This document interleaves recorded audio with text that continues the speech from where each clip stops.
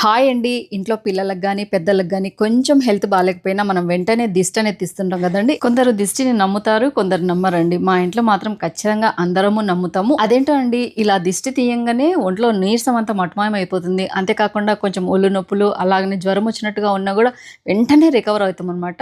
అలా మాకు చాలా నమ్మకము. ఇంట్లో రకరకాలుగా దిష్టి అనేది అత్తయ్య తీస్తూ ఉంటుంది. అలా అత్తయ్యని చూసి నేను గూడా నేర్చుకున్నానండి. మొన్న ఒడిబియ్యం పోయించుకొచ్చిన తర్వాత కొంచెం హెల్త్ బాలేనట్టుగా, జ్వరం వచ్చినట్టుగా అలా ఉందని చెప్పేసి అత్తయ్య దిష్టి తీస్తానంటుంటే, ఇక్కడ నేనంతా ప్రిపేర్ చేస్తూ మీకు కూడా కొంచెం వీడియో షేర్ చేస్తున్నాను. దిష్టి తీసేది కూడా వీడియో చూపియాలన్న లక్ష్మి అని మీ అందరికీ అనుకోవచ్చు. ఏం లేదండి, చాలా మందికి తెలియదనమాట. రకరకాలుగా మనం దిష్టి అనేది తీస్తాం గనుక చాలా మందికి తెలియదు. ఇలా గనుక దిష్టి తీసామనుకోండి, అది దిష్టి ఉంది అని నమ్మే వాళ్ళ కోసం అనమాట. ఇలా గనుక దిష్టి తీసామనుకోండి, మా అత్తయ్య ఎప్పుడో వాళ్ళ అత్త మా అత్తయ్యకి నేర్పింది. మా అత్తయ్య నాకు నేర్పింది. అలా ఇప్పుడు మా అత్తయ్య నాకు దిష్టి తీస్తా ఉంది గనుక మీకు వీడియోలో చూపిస్తున్నాను. ఏం లేదండి, ఇలా గనక ఇన్ని రకాలుగా ఉంటది గదా! ఏదన్నా దిష్టి తీసామనుకోండి, చిన్న పిల్లల దగ్గర నుంచి పెద్దవాళ్ళకి గూడా ఉన్న దిష్టి పోతుంది. వెంటనే రికవర్ అవుతారనమాట. ఫస్ట్ వచ్చేసి ఇక్కడ ఒత్తి దిష్టి తీసిందండి అత్త. మనం దీపారాధనకి యూజ్ చేస్తాం చూడండి ఒత్తులు. అదే ఒత్తులని నూనె వచ్చేసి ఆముదంలో అద్దేసి ఫస్ట్ 3 సార్లు అలా దిష్టి తీసిన తర్వాతనే వెలిగియాలి. వెలిగించి ఇదిగోండి ఇలా ఎదురుగానే నిలబడుకున్న తర్వాత వెలుగనేది నాలుకలు చాపినట్టుగా అలా వస్తూ ఉంటుంది. కిందికి నూనె అంతా పడుతుంది చూడండి. ఇలా పడిందంటే ఖచ్చితంగా దిష్టి అనేది ఉంది అని దిష్టి అంటారు. మా సైడ్ జిస్టి అని కూడా మాట అలా మాట్లాడుతుంటాము. దిష్టి అనేది పోతుంది అని లెక్కండి. నార్మల్‌గా తీసి చూడండి అసలుకి అలా నాలుకలు చాపినట్టుగా గానీ అలా ఏమి ఉండదనమాట. ఊరికే అలా చుక్కలు చుక్కలు పడుతుంది కానీ సౌండ్ వస్తా ఉంటుందనమాట. అది దిష్టి తగిలినట్టు లెక్క అంటారు. ఎదురుగానే నిలబడుకొని ఉండాలి. అదిగోండి ఒత్తి కొండెక్కేసి తర్వాత ఇలా కింద వేసిన తర్వాత అటు సైడ్ నుంచి దాటుకొని వెళ్ళాలండి. ఆ ఒత్తి అంతా బొగ్గులకి అలా అయింటుంది కదా! ఆ నూనె అంతా కిందికి పడి ఉంటుంది గదా! అటు సైడ్ నుంచి మనం దాటుకొని వెళ్ళాల్సుంటుంది. ఇంకా కొందరేం చేస్తారంటే అండి, అక్కడ బొగ్గు అలా పడింది గదా! నూనె చుక్కలు అందు కిందికి పడ్డాయి గదా! అది బొట్టు పెడతారనమాట. ఎడమ చేత్తో కొంచెం బొట్టు పెట్టేసి తర్వాత గేట్ బయట దాకా వెళ్లి రావాలి అని చెప్తారు. అత్తయ్య అయితే అలా ఏం అవసరం లేదు. ఊరికే దాటుకొనేసి వాకిలి దాటి వెళ్ళిరమ్మా అని చెప్తుందనమాట. ఇంకా రకరకాల దిష్టనేది తీస్తారండి. మామూలుగా మనం పిల్లలు ఏదన్నా ఆవలింపులు ఎక్కువగా వస్తున్నా గూడా ఏం చేస్తామంటే పైట కొంగుతో, తర్వాత చీర కుచ్చిళ్ళతో, తర్వాత మన జుట్టు ముడి వేసుంటాం గదండీ! మన జుట్టుతో అలా తీస్తూ ఉంటారనమాట. 3 సార్లు దిష్టి ఖచ్చితంగా తీయాలి అంటుంటారు. అత్తయ్య అయితే ఫస్ట్ ఆహ్, ఒత్తి దిష్టి తీసింది. తర్వాత బయట మనం కసువు ఊడ్చాం చూడండి, కసువు పొరకతో అలాగనే కసువు చాటతో గూడా దిష్టి తీస్తదండి. ఖచ్చితంగా అలా అవన్నీ దిష్టి తీసేదానికి బాగా యూజ్ అవుతాయి అని చెప్తదనమాట. అలా దిష్టి తీసిన తర్వాత అండి గేట్ దాకా బయట దాకా వెళ్ళి మళ్ళీ ఇంట్లోకొచ్చేసి కాళ్ళు కడుక్కొని మాత్రమే బయటనే కాళ్ళు కడుక్కొని ఇంట్లోకి రావాలి. మనం దిష్టి తీసుంటాం గదండీ! చాటయితేనేమి, పొరకయితేనేమి వాటి మీద నీళ్లు చల్లాలనమాట. తర్వాత ఎవరైతే దిష్టి తీస్తారో వాళ్ళు గూడా కాళ్ళు, చేతులు కడుక్కునేసి తలపైన కొన్ని నీళ్లు చల్లుకోవాలంటండి. ఇదంతా మా అత్తయ్య నేర్పింది. మా అత్తయ్య నాకెలా దిష్టి తీస్తుందో నేను పిల్లలకు అలాగనే దిష్టి తీస్తా ఉంటాను. ఎవరికైనా కొంచెం హెల్త్ బాలేదు, లేకుంటే బయటికి వెళ్ళొచ్చాక కొంచెము వేడి చేసినట్టుగా, అలా జ్వరం వచ్చినట్టుగా ఉంటే ఖచ్చితంగా ఈ విధంగా ఒక్క రకమైన దిష్టి తీసినా మంచిదండి. ఇంకా చిన్న పిల్లలకొచ్చేసి ఆవాలు, తర్వాత ఎండుమిరపకాయలు, ఉప్పు ఉంటుంది చూడండి. ఇలా 3 సార్లు దిగతీసేసి మనము స్టవ్ పైన ఊరికే అలా వేసామనుకోండి చిటచిట అంటది చూడండి. అలా అయినా దిగతీయొచ్చు. ఇంకా ఇంట్లో మగవారికి భర్తకు గానీ, లేకుంటే మన బాబుకి గానీ ఎవరైనా బయట తిరుగుతూ ఉంటారు. వాళ్ళకు నరదిష్టి అలా తగిలి ఉంటుంది అనుకున్నప్పుడు ప్రతి అమావాస్య రోజు ఇప్పుడు అత్తయ్య ఒత్తి దిష్టి ఎలా తీస్తుందో అలాగనే ఎండు కొబ్బరితో ఫస్ట్ దిష్టి తీసిన తర్వాత వెలిగియాలండి. అది ఇంట్లో చేయకూడదనమాట. బయట చేయాలి. ఒత్తి దిష్టి వచ్చేసి కంపల్సరీగా ఇంట్లోనే మనం దిష్టి అనేది తీయాల్సి ఉంటుందండి. ఇవన్నీ చిన్న చిన్న టిప్స్ అని చెప్పొచ్చు. దిష్టి తీసే మార్గాలని చెప్పొచ్చనమాట. చాలామంది నమ్ముతారు, నమ్మకపోవచ్చు కానీ నాలాగా నమ్మేవారికి యూజ్‌ఫుల్ అవుతుందనేసి ఇవాళ వీడియో షేర్ చేశానండి. ఇంగా దక్షిణం సైడు మా పెరట్లో కొన్ని వంకాయలు, అలాగనే గోంగూర కొద్దామనేసి వచ్చానండి. ఇది చూడండి కాకరకాయలు ఎన్ని ఉన్నాయంటే అండి, ఈ కాకరపాదు మేము పెట్టినదేం కాదనమాట. పోయిన సంవత్సరం నేను బీరపాదులు, అలాగనే కాకరపాదులు, తర్వాత సొరకాయ పాదులని పెట్టానని చెప్పాను గదండీ! అప్పుడు అంతగా పెద్దగా రాలేదు గానీ, కాకర విత్తనాలేమో పడినట్టున్నాయండి. ఒక 2, 3 పాదులేమో మొలిచాయి. అసలుకి ఎన్ని కాకరకాయలొచ్చాయంటే అండి, అసలు దగ్గర దగ్గర ఒక 3.5 కేజీలమైన కాకరకాయలైతే వచ్చాయండి. ఇంగిక్కడ చూడండి, ఇంకా అంత పైన కటాంజనం ఉంది చూడండి. కటాంజనం పైన చాలా ఎక్కువగా ఉన్నాయి. ఇక్కడైతే కనిపించేటివి మీకు 3, 4 అలా కనిపిస్తున్నాయి గానీ, ఆకుల మధ్యలో ఎన్ని ఉన్నాయంటే అండి, అలాగనే వంకాయ మొక్కలు పోయిన సంవత్సరం వేసినటువండి అలాగనే ఉన్నాయన్నమాట. అప్పుడప్పుడు మాత్రమే నీళ్లు పట్టాము. పెద్దగా నీళ్లు గూడా పట్టలేదు. ఇంగా కాకరపాదులకైతే అసలు నీళ్ళే పట్టలేదండి. వర్షాలకే వాటంతట అవి ఎక్కువొచ్చాయి. దగ్గర దగ్గర ఒక ½ కేజీ పైన పండు మారిపోయాయండి. చూసుకోక. ఇది చూడండి గోంగూర అయితే చాలా బాగా ఎర్ర గోంగూర మన పట్నం గోంగూర అంటుంటాం కదండీ! అలా 2 రకాల గోంగూర వేశాను గానీ, ఎర్ర గోంగూర అయితే రాలేదు. పట్నం గోంగూర అయితే మాత్రం చాలా బాగా లేతగా ఆకులతో చాలా ఫ్రెష్‌గా అనిపిచ్చింది. ఇంక అటువైపు మెష్ వేయించాను కదండీ! అందుకనేసి ఇంక కటాజనం లోపలికి అలా పెట్టేశాను.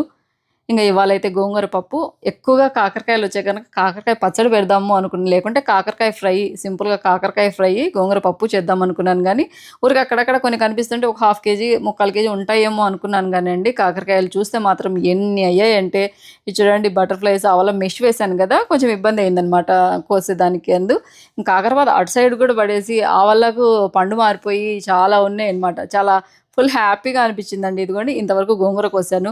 ఇంగా ఇన్ని వంకాయలొచ్చాయి. ఒకరోజు వంకాయ బజ్జీ. చాలా మందికి వంకాయ బజ్జీ అంటే తెలియదు గానండి. మా సైడ్ వంకాయ బజ్జీ అంటే పచ్చడేనండి. వంకాయ బజ్జీ అంటే మిరపకాయ బజ్జీ లెక్క అని చాలామంది అనుకుంటారు. అలా కాదు. ఇంకా కాకరకాయలు చూడండి ఈ ఫుల్ బౌల్ పట్టగా మళ్ళీ కవర్‌లో గూడా వేశాను. ఇవన్నీ కలిపి ఒక మంచిగా పచ్చడి పెడితే కింద చాలా బావుంటుంది కదా! అని ఇంగ ఇదిగోండి హాల్లోకి తీసుకొనొచ్చి అన్నీ టీపాయ్ మీద పోస్తున్నాను చూడండి ఎన్ని వచ్చాయో. ఇంకా 2, 3 ఏమో బాగా పండుమారినట్టుగా అలా ఉన్నాయి. ఇది చూడండి.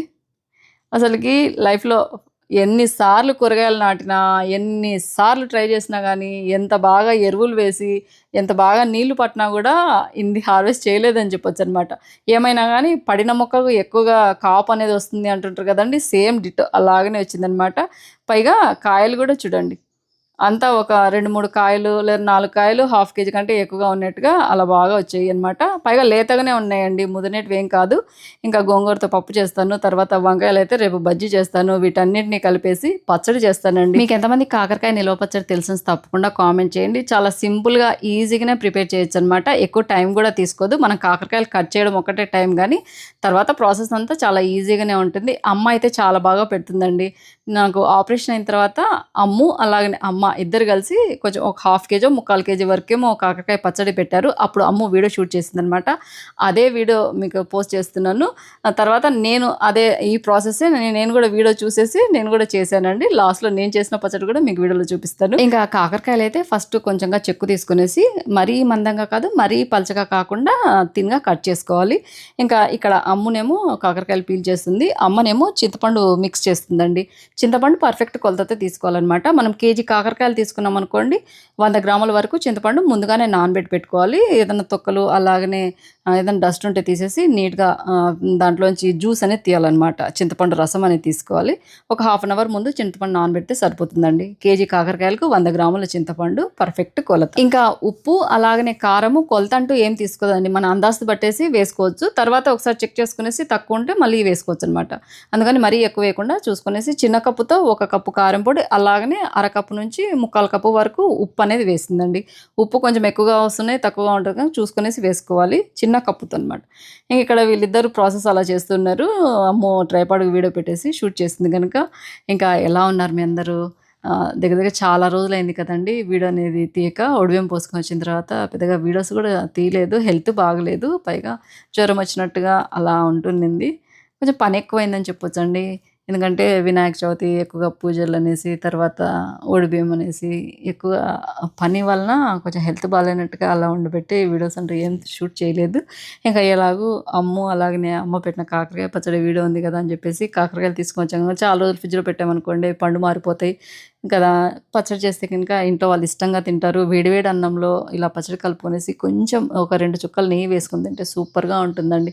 అసలు నేను పచ్చడి పెట్టినప్పుడండి ఇంట్లో అదే ప్రాసెస్ సరిపోయిందనమాట. టైం లేదు. పైగా ఎక్కువ మళ్ళీ పప్పు, వంటలు, కూరలు చేసే ఓపిక లేక వేడి వేడి అన్నంలో అలా పచ్చడి కలుపుకొని తిన్నాము. కడుపు నిండా తిన్నామని చెప్పొచ్చండి. అంత కమ్మగా ఉంది. మామూలుగా అయితే కాకరకాయలు ఎక్కువ చేదుంటాయనేసి ఇష్టపడరు కదండీ చాలామంది. ఒకసారి తప్పకుండా ఈ విధంగా ట్రై చేయండి. అసలు చేదనేది లేదనమాట. ఎందుకంటే పులుపు సరిసమానంగా పడుతుంది. తర్వాత కారం సరిసమానంగా ఉంటుంది. అందువల్ల అంతగా చేదనిపియదండి. పిల్లలు కూడా ఇష్టంగా తింటారు చూడండి. ఒకసారి తప్పకుండా ట్రై చేయండి. ఒకవైపేమో చింతపండు రసం అనేది స్టవ్ మీద పెట్టేసింది. ఇంకో వైపేమో కొన్ని మెంతులు, అలాగనే కొన్ని ఆవాలు. అవి కూడా అందాజుతో ఏం అవసరం లేదండి. ½ కేజీకి 1.5 స్పూన్ వరకు మెంతులు, అలాగనే ఒక 3 స్పూన్ల వరకు ఆవాలు వేయించి పక్కకు తీసి పెట్టేసి అవి మిక్సీకి వేసి పెడితే సరిపోతుంది. ఇదిగోండి ఇక్కడ అన్నీ కాకరకాయలన్నీ ఇలా అమ్ము కట్ చేసి పెట్టింది కదా! ఇవి డీప్ ఫ్రై చేయాలనమాట. మరీ క్రంచీగా ఎర్రగా అయ్యేటట్టుగా కాకుండా, మరీ పచ్చి పచ్చిగా అలా కాకుండా కొంచెం కలర్ చేంజ్ అయితాయి చూడండి. గోల్డెన్ కలర్ లెక్క వస్తాయి కదా! అంతవరకు డీప్ ఫ్రై చేయాలి. ఇక్కడనేమో చింతపండు రసం అనేది బాగా దగ్గరికి కావాలండి. ఇలా మిక్స్ చేస్తూనే ఉండాలి. అడుగు మాడకుండా చూసుకోవాలన్నమాట. ఇంకొక వైపేమో పెనం మీద స్టవ్ మీద ఆయిల్ పెట్టేశారు. తర్వాత ఇవేమో చల్లారిన తర్వాత మిక్సీకేమో వేసినట్టున్నారు. ఇదే ప్రాసెస్ చూసి నేను కూడా తయారు చేశానండి. పౌడర్ కూడా చేసి పెట్టేశారు. రకరకాల పచ్చళ్ళు పెడుతుంటాం కదండీ. సీజనల్ అనేది లేకుండా మనము మునక్కాయ పచ్చడి, తర్వాత ఇదిగోండి ఇలా కాకరకాయ నిలువ పచ్చడి మనం తయారు చేసుకోవచ్చనమాట. ఇది చూడండి, చింతపండు రసం బాగా ఉడికి ఇలా దగ్గర పడ్డాక పక్క తీసి పెట్టాలి. నాకు ఆపరేషన్ అయ్యి డిశ్చార్జ్ అయ్యి ఇంటికొచ్చాం కదండీ. ఇంటికొచ్చాక 3వ రోజు, 4వ రోజు ఇలా కాకరకాయ పచ్చడి పెట్టారండి. ఇంత కమ్మగా ఉన్నిందంటండి. ఒక వారం రోజుల పాటు ఇంక నేను పప్పు కానీ లేకుంటే ఏ కూరలు తినలేదు. అంత కమ్మగా అనిపించి ఫస్ట్ ముద్ద ఇలా కాకరకాయ పచ్చడి కలుపుకొని తిన్నాను. అంత టేస్టీగా అనిపించిందండి. ఎందుకంటే అంతకుముందు జ్వరంతో, తర్వాత హెల్త్ బాగాలేక, తర్వాత హాస్పిటల్లో 3 డేస్ అలా ఉండి, ఒక రోజంతా కూడా ఏం తినకుండా అలా ఉన్నాను కదా. అసలుకి అమృతం లెక్క అనిపించింది అనమాట నా నోటికి. అంత కమ్మగా ఉన్నింది. ఇవాళ మా పెరట్లో అన్ని కాకరకాయలు చూసేసరికి చాలా హ్యాపీగా నాకు కాకరకాయ నిలవ పచ్చడి గుర్తొచ్చింది. ఏం చేసి ఇదే ప్రాసెస్తో పెట్టాలి, మళ్ళీ అదే టేస్ట్‌తో ఉండాలి అని కోరుకునేసి నేను కూడా పెట్టాను. అంతే టేస్టీగా వచ్చిందండి.